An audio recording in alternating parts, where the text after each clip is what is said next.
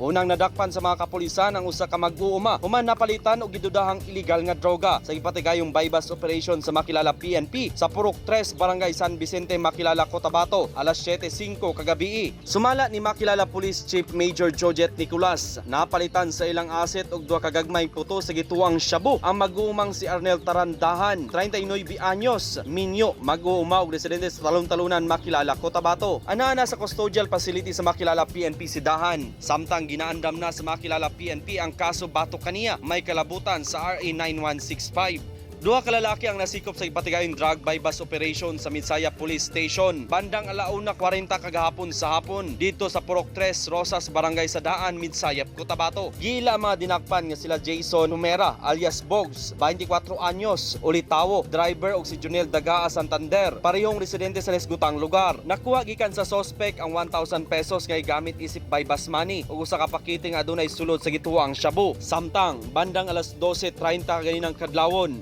nadakpan ang usa ka lalaki sa bypass operation sa Kamansi, Alamada, Cotabato. Giila sa Alamada Police ang suspect nga si Nante Lumakad Untal alias Totoy, 46 anyos, mag-uuma ug residente sa Purok Abukado, Midpapanwan, Pigkawayan, Cotabato. Nakakuha og usa ka sachet sa gituang shabog mga illegal drug para paraphernalia. Ang mga pulis sa suspect ug nabawi usab ang markadong 1,000 sa posisyon sa suspect. Ang mga suspect gisulod dayon sa custodial facility ug katakdang pasakaan ug kasong kalapasan sa Section 5, Article 2 sa RA 9165 o Comprehensive Dangerous Drugs Act of 2002. Marvin Revilla, Newsline Philippines, Province of North Cotabato. Stay safe!